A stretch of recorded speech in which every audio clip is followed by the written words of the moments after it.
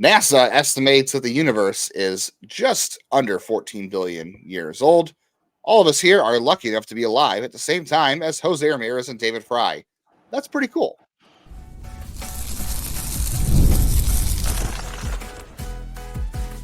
You are Locked On Guardians, your daily podcast on the Cleveland Guardians.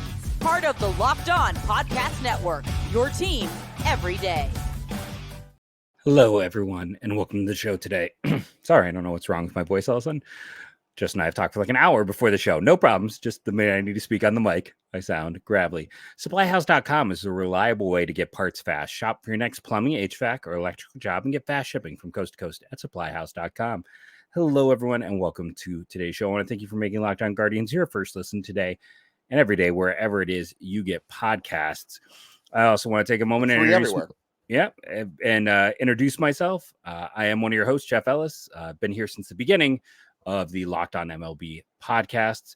Former national writer, it's gotten 24/7, focused on MLB draft and prospects, as well as your fifth favorite writer at every Cleveland baseball blog over the last decade, and occasional contributor to Prospects Live. I'm Justin Latta, and I actually just came on my 10th anniversary covering all sports in Northeast Ohio. I started out with the Morning Journal and the News Herald, covering high school sports, and moved on to freelancing about the Guardians and their farm system, which I've been doing since 2007 for other outlets. I also am a contributor to Prospects Live and have been for a couple of years. Been working here with you, Jeff, for a couple of years now, and we're here to dive into all things on the Cleveland Guardians every day, from the majors, the minors, and of course the draft. We're happy you're ready to get your fix of the Guardians discussion. You've come to the right place for that, and we are glad to have you. Guardians, another series win. I know Sunday didn't go as hoped for another sweep. Hopefully you were still excited about the series win against the Nationals, who don't have a lot to talk about in the lineup, but pitching, they're pretty solid, as we're talking off air about. And the Guardians played a pretty good brand of baseball over the weekend. I mean, they did enough pitching for the most part, outside of, Cookie Start Sunday, which we'll talk about. But we'll get into the series win overall, and then we'll get into Daniel Schneemann, obviously, is up now. We'll talk about what that means for the team. We'll talk about spring report cards a little bit. And if there's time allows, we'll get into thoughts on the first overall pick with regionals going on. It's been an exciting weekend in college baseball. But first thing I want to talk about just is the 1-2 punch, Jeff, of Jose Ramirez and David Fry. I mean, David Fry at this point, I don't know how you just don't expect that guy to come through at any given point in the game. It's comical that, Stephen Kwan had a great April, and then he went down and missed virtually all of May except for 3 games or 2 games. I did love the stat that when he came back, he still led Major League Baseball in 3-hit games. That's amazing that he could miss all that time, come back, and still be the leader in 3-hit games. Yeah, he's unbelievable. Glad to have him back, and that just makes the lineup deeper because they performed pretty well without him in the lineup. I mean, they weren't great, anything earth-shattering, but they were good. And a lot of that had to do with David Fry. And, of course, Friday he comes through with that home run. Like I said, at this point, I don't know how much longer we can say, David Fry, this isn't real. Obviously, he's not going to carry a 400 BABIP all year. Yeah. I mean, he's got a 217 WRC plus. Is that going to continue? No. But I know someone's going to say, well, the first comment is saying this guy's not going to continue this. That is an unreasonable expectation for him to be that good. He could be a guy who is 20% better than league average the rest of the way offensively. And that would be 120 WRC plus. Yeah. And that's fantastic. That would still be the 5th best hitter on this team right now behind, 3rd best hitter behind Kwan and Jose. Naylor's at 122. That's still incredible. So I at this point, though, I just expect David Fry to come through. If he's facing a lefty, I think more times than not, you just assume he is going to come through for you at some point in the game. Even on Sunday, they were warming up a left-hander. I think it was the 6th inning, and it was the top of the order. And I think it was Freeman. It was Freeman who ground the double play. So Jose was up next, and then it was Naylor. And I'm like, Will Brennan's sitting 5th. So if they get to Naylor's spot in the lineup and they don't get him out, they're in trouble because the Guardians would have pinch hit Fry for Brennan. And that's just a move that you expect to work out these days. I was kind of surprised. I understand they want to give him a day off. Were you just a little bit surprised that they didn't go to him? Washington Nationals have 1 lefty in their pen, And And when he they was brought warming up. Yeah. when they brought him in the game, I know, it's a Mm. 5-2 game, it's a 3-run difference. Like, but I was still kind of, you had, I think it was Brennan Arias and someone else, and it's like they didn't go to him. Or even like in the ninth when they did pull Arias. I don't care. Like lefty versus righty matchup. Like if you're gonna pinch hit, like to me, Fry should be the guy coming off the bench, not can't Who remember. else would you use, honestly? Like, But there's they no, I mean, just someone in else. general, there's nobody on that bench I would rather have off the No, hitting right there. I can't remember the situation now. I can't remember who came in, and I think it was the ninth inning. It wasn't Fry though. Like I was kind of surprised when they went out and brought someone in, and it wasn't Fry. And I was like, oh, I guess they're just gonna let him fully rest. That was surprising. I mean, he's got he's got a whopping 152 WRC plus against righties. Obviously, that's terrible, right? Bum. Like he's He's still a doing bum. things against righties because he can come in and he can take a walk. He's been getting hit by pitches. He can just do a little bit of everything. And he threw out a base runner, had an outfield assist on Saturday too. I mean, the guy It was honestly, Manzardo. It was Manzardo who came in. That's who for Arias. yeah. I don't hate that either. It's I great didn't to have hate both it. of them on the bench. Yeah, there. I didn't hate it either at the time, but like you gotta go Fry. You always want Fry with that. You always want Fry with that. Just the season That's he's just the way having, it is. take advantage Yeah. of where he's at. Yeah, that was really impressive. And then obviously Jose on Saturday. Just I wasn't watching the game live because I was at a concert, so I had to like kind of go back and watch some of the stuff. But they essentially won that game Saturday because he scored from second on a wild pitch. And I just continue to say, like, those are things you cannot teach. Like every broadcast, yeah, and you listen to all the road broadcasts. I'm sure you hear this more than I do, but they always talk about how managers are saying, looking at Jose Ramirez and play like that guy, and Jose leads by example. And I'm like, he does, but like, you want to encourage your players to play the way he does, but I don't know if you can necessarily say they can do it. Like, I feel like scoring from second on a ball like that, we've seen it with like Kenny Lofton, who was just an unbelievable base runner. And, you know, Kipnis did in the World Series, and everybody was talking about him doing it in the World Series. That was obviously the biggest moment. Lofton's came in an ALCS game against Randy Johnson, so that was pretty special too. So the two times I think that they were most notable are obviously big playoff games, and this ends up being a regular season game against Washington, who, you know, might be 500 at best at the end of the year. But like, I feel like those are just things you can't teach. Like everyone says, play like Jose Ramirez. Jose is one of one, man. Like, we could talk again. That's 3 instances of a guy scoring in Cleveland history that we can name off the top of our heads from second base on a wild pitch. So it just doesn't happen that often. And I know you want guys to play like that, and I think it's just amazing that Jose does that. Crazy because he's not a speed demon, right? Like that's not right. Like it's always his intelligence on the base pad and his smarts. He's not slow, but he's about an average runner. I want to say, if I look at his savant page, he's not a sprint speed guy, but he's just so smart that he knows those situations, and he gets, maybe that's like a superpower, is like he might get reads faster than anyone. He might be able to see, like, I can score, or he can see that pitch. Like that might be, because physical traits wise, he's not a plus athlete, which is unusual for a guy at his size to be successful and not be a plus athlete. But it's his mental game that is, you know, impeccable. I think it makes him, I mean, he has been Cleveland's unicorn of all unicorns. We talk so much on here about, you know, guys they've taken over the years trying to be unicorns, you know, Espinos and whoever else, right? Jose truly is, and it's so hard to replicate that. Like I said, I don't know if you can necessarily teach a guy to do that. Like, you can sit, like I said, you can sit there and point and say, like, yeah, play like that guy, or watch that guy play, and he leads by example. But you don't see anybody else doing those things very often. Like, I can't tell you the last time I saw a highlight that somebody scored from second on a wild pitch, or just does the things he does day in and day out to help his team win. And that was, again, that's why they won the series, because they won. You know, Fry hit the home run on Friday, of course, to spread that game out. They were already up, but that spread the game out. And then Saturday they won because of Jose Ramirez's base running. Obviously, they pitched and the bullpen did well. But that's another thing about this team that I find so impressive so far, is that there are different ways this team can beat you. They can beat you with base running. The bullpen can shut you down for multiple innings at a time.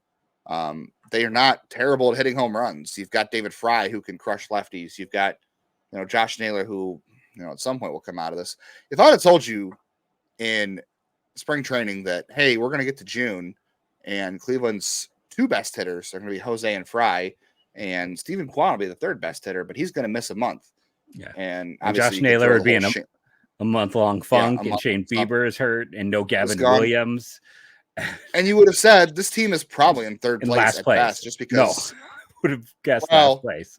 No, the White Sox are still the White Sox. No, you're right. But I would have probably picked them at fourth. Like, they'd be fourth. Yeah. It really defies a lot of logic. I know a lot of people keep saying, like, how much longer can they do this? They were 20 games by 500 coming into Sunday. I know they're back to 19, but who's to say? I mean, here at the same time, like, we're gonna have so much to talk about. But I mean, coming into today's game, they're 5 games up on Kansas City because Cleveland keeps. I mean, they had their droppage against Colorado, but Kansas City's 2-6 in their last 8. Their lead is 4 now over Kansas City. Like, they managed to gain distance in this division. We have so much more fun things to talk about. I got some great 33rd round stats for us to discuss. Some really we're going to discuss the bullpen, Daniel Schneemann in the 33rd lots round. More. I'm excited to guess those absolutely wrong. So hear me fail another quiz. I haven't failed a quiz since college, but hear me fail another one. It's going to be a lot of fun. Where you will not fail to find great products at SupplyHouse.com. Get supply sites from the site that's made for skilled traders. SupplyHouse.com is the reliable way to get plumbing, HVAC, and electrical products online.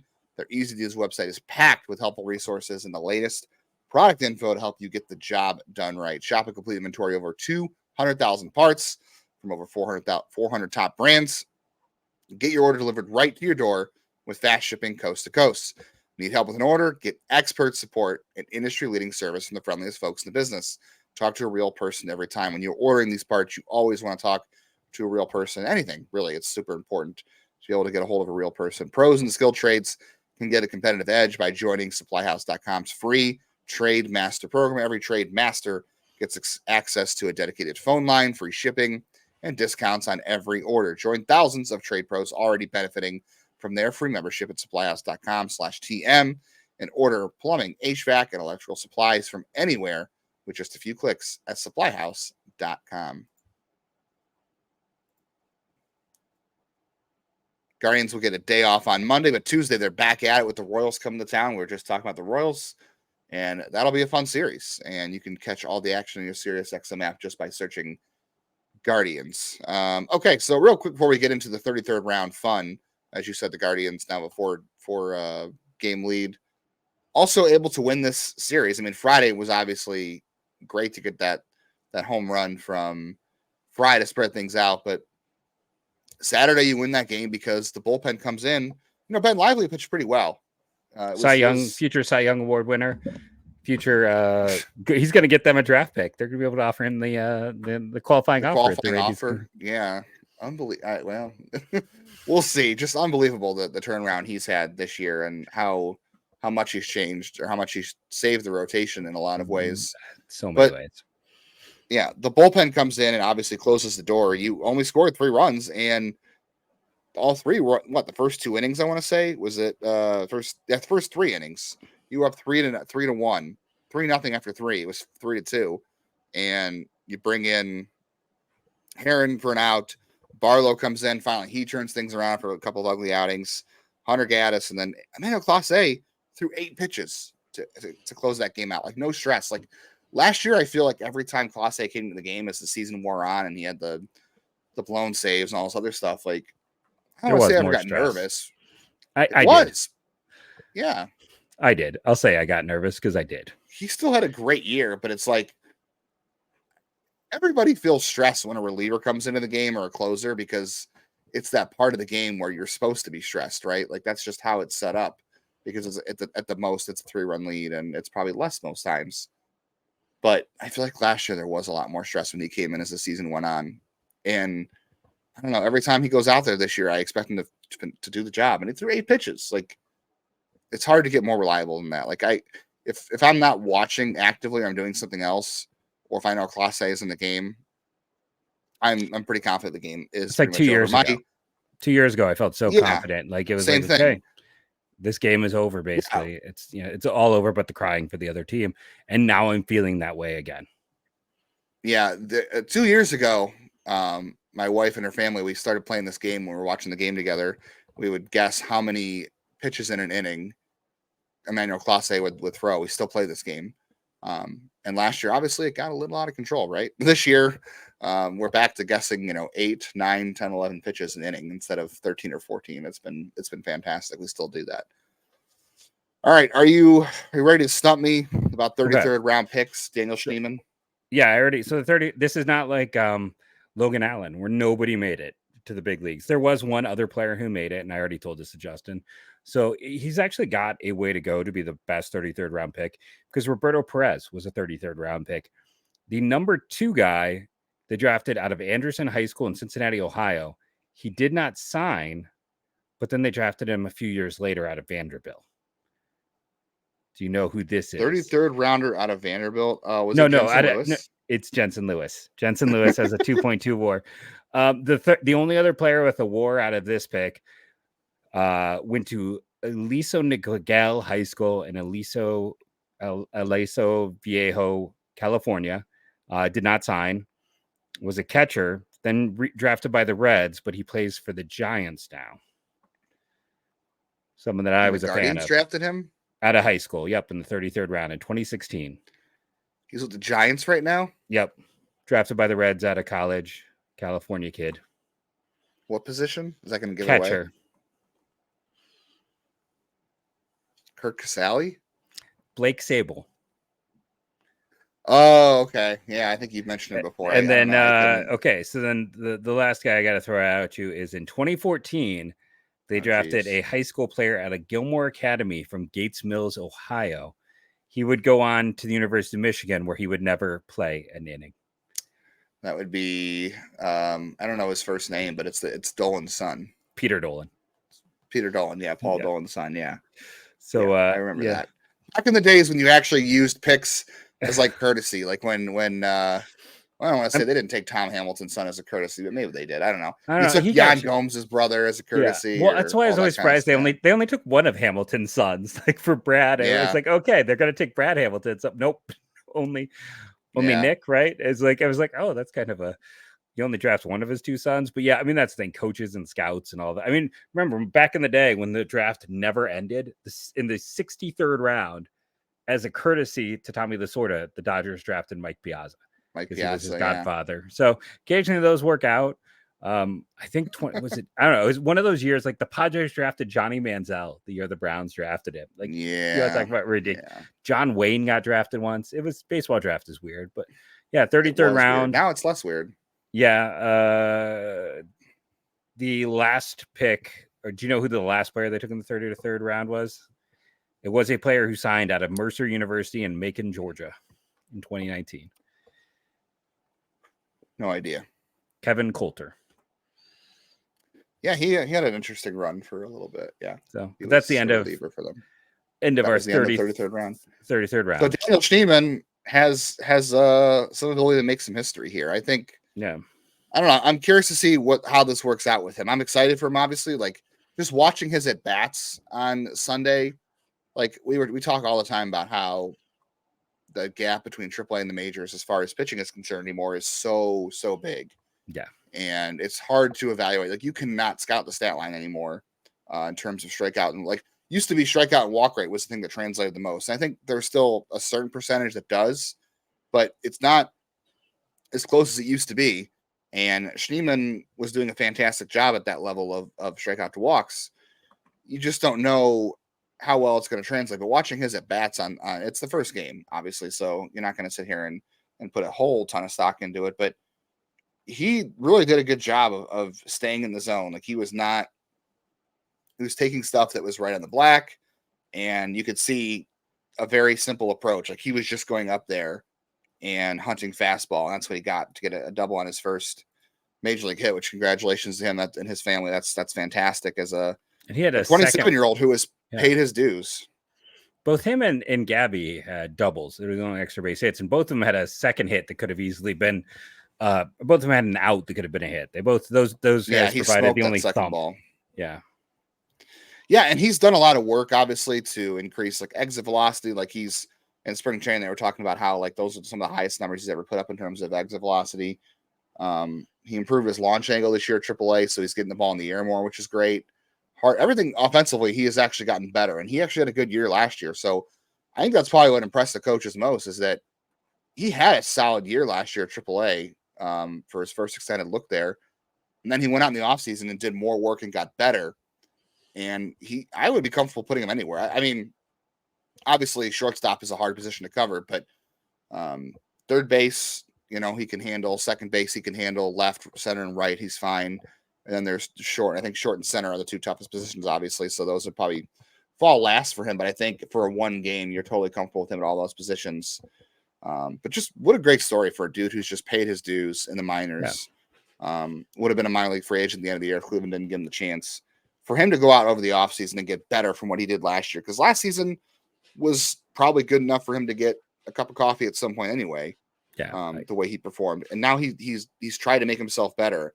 And Stephen Vogt said the reason he's up, obviously, is because they're facing a lot of right-handers coming up. And Jimenez is a little bit banged up right now. They think he's fine, but they wanted to give him a blow. And I'm interested to see how they work him into the lineup, what he can do. I think he'll be a good matchup against right-handers. And I don't know. It's hard to put a prediction on what he can do, honestly, because this is a case you don't see all that often. Like David Fry, Whit Merrifield, Stephen Vogt made his debut at age 27. So he lasted 10 years in the big. So you really can't sit here and predict a ton about it because it's a situation that just doesn't pop up that often. No, I agree. It is very unusual. It's something we don't see very often. But again, you give credit to the player because he made it so they couldn't say no, right? Like when you are a 33rd round pick, when you are 27 years of age, you have to do that. And you and I both, I don't want to put words in your mouth. I thought he might have actually been a free agent at the end of last year. I was wrong. And I'm like, it's shocking he stayed here because he feels like he's so blocked. And it turned out he has one more year. It's like, I think Cleveland had to add him because he would go. And he is definitely someone who deserves a 40-man spot. Just flexibility alone, right? Like you always need more of that. Yeah, at the very least, you can platoon him against right-handers, and then that's the majority of what you're going to face anyway, as we always talk about, and see what happens after that. And you feel comfortable putting him at most positions out there if you have to.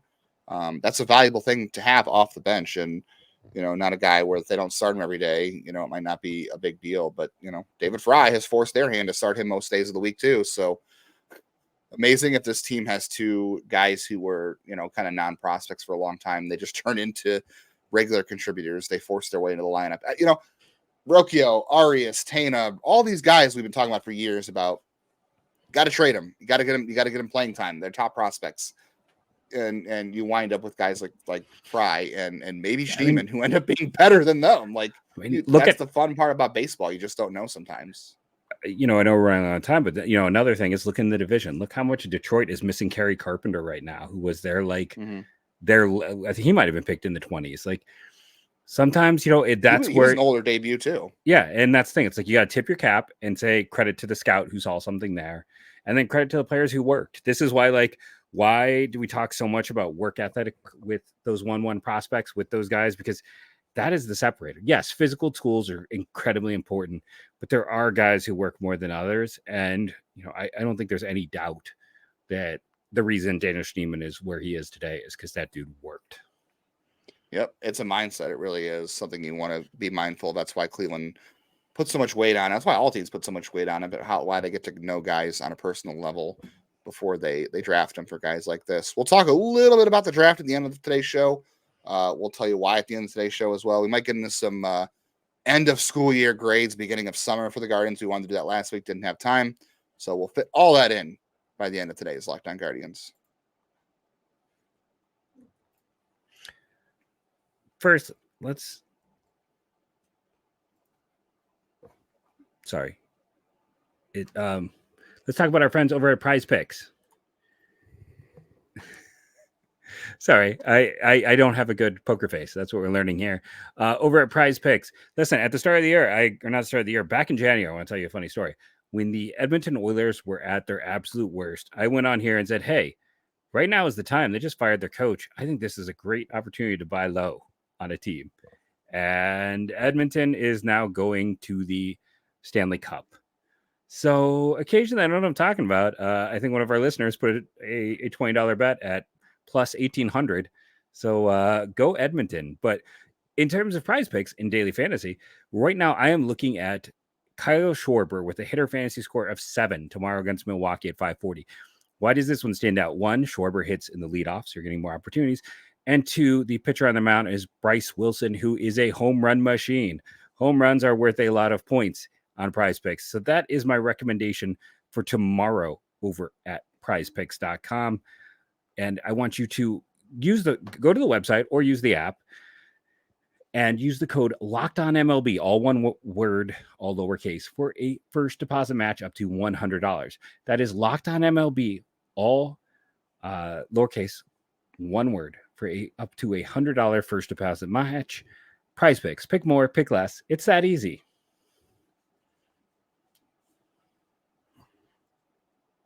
It's easier than finding the right graphic. So easy to catch the Guardians on Sirius XM app Tuesday when they return to action against the Royals in a good series. Just search Guardians. All right. Series of the week. What are you saying? Not just good. It's the number one series this week. I think anyone who's really paying attention is like, this is the series that should be fun to check out. All right. Since Jeff is a teacher and the school year is coming to a close, we're into summer basically at this point. Let's hand out some first last week. Grades last week, 4 days. I know. 4 days. My wife's only got 3, but it's looking forward to that. Let's talk about the offense first. We're not going to go player by player, but overall, let's just talk about the offense. And this is based on probably the expectations coming into the year versus what they're actually doing. So as of today, the Guardians are 9th in baseball in terms of WRC plus. So they are 5% above league average in creating runs. That doesn't mean scored. It means creating runs. Sometimes they don't always score them. That's, again, fluky situations and BABIP and hitting with runners in scoring position. So they're 11th there, 9th there with 105. They are 4th in baseball at scoring runs at 298. And somehow they're 10th in baseball with 64 home runs. So, Jeff, what do you got for the Guardians offense? Are you grading on a curve because you maybe had lower expectations coming in? Or? I am. 100%. Like, this is even with some of the other disappointments and things going on. It's like, why am I still incredibly excited about this team? It's because of what they have done. Like, I mean, they were historically bad a year ago. They weren't just bad, they were historically bad a year ago. So for the fact that this team is showing up and doing what they're doing now, like, what more could you want, right? Like, this is just a perfect situation. I am very excited for how they're performing overall. And yeah, I think that what we're seeing with them moving up in power, moving up in run scored. So, and again, that was one of those things like a year ago where we're like, man, they didn't do enough. Yeah. They didn't do enough. They faced the Nationals, who, by the way, I believe are first in steals, just as give you a fun little bit of side data. But yeah, they are again, they did do enough in this one, right? Like, they were doing enough to be successful, and that's what kind of stands out in the overall. Is like, for a team that has had the struggles that they have had at points this year, like, or not this year, I should say, in past years, that they've been so good is fantastic. Let's move on to starting pitching, a little less rosy of an outlook. So they are 22nd in baseball in innings pitched by the rotation with 305. So they are definitely lower, but they're 18th in ERA at 4.24, which isn't, terrible. They're middle of the pack, which is surprising overall to hear from this unit. But, given what's happened, I'd say without Bieber, without Williams, that's not a terrible place to be. It definitely needs to be better. They are 27th in FIP at 4.48, which is not great. So they need to get better there. Are you grading a little higher because they lost Williams and Bieber for the year? Or Williams not for the year, but they've had to rely on guys like Carrasco and Curry. I give starting pitching a C, just because that's fair. McKenzie, I think, is still kind of disappointing so far. Allen's disappointing. Bybee has been about what we expect. Lively's been utterly fantastic, and the 5th spot has been kind of a dumpster fire. So we had higher expectations. We weren't expecting it to be this rough out there. So it's passing, but it's kind of, there's room for improvement. I think we could probably skip bullpen and just say Yeah, A that's plus. Like plus. if this was a classroom, everybody else would be calling the bullpen a teacher's pet and a suck up Yeah. for taking all the extra credit and No, they've making you grade on a curve. Like yeah, the unbelievable. bullpen four on Fangraphs F4. The next closest team is 3.1. Like they are almost a full win ahead in terms of relievers. Fangraphs WAR, which not a perfect way to grade in season and with pitchers, especially relievers. But as a unit, they're a unit. Like they're literally a unit. They are fantastic. Agreed. Here is the real interesting one. Obviously, the offense. I was going to be surprised where you went. Stephen Vogt. Where are we going with Stephen Vogt? He's a lot of moves have worked out, and sometimes that's because guys come through, right? Like a manager looks really good when guys come through. If they don't come through, everyone is blaming him. But a lot of times it comes down to guys coming through. And outside of Gaddis's like rough weekend in Atlanta, he's been fantastic. Barlow's had some blips here and there. The rest of the bullpen really has not had any blips. And then, David Fry has worked his way into the lineup for him, and they're surviving. He moved Freeman to the top of the order with Quan out, and Freeman did a good job in that role for a month while he was out. Like, things are working out. Maybe I'm grading too easily, but I also give him an A. There's very few things I can complain about. He's been flexible. He's moving guys around.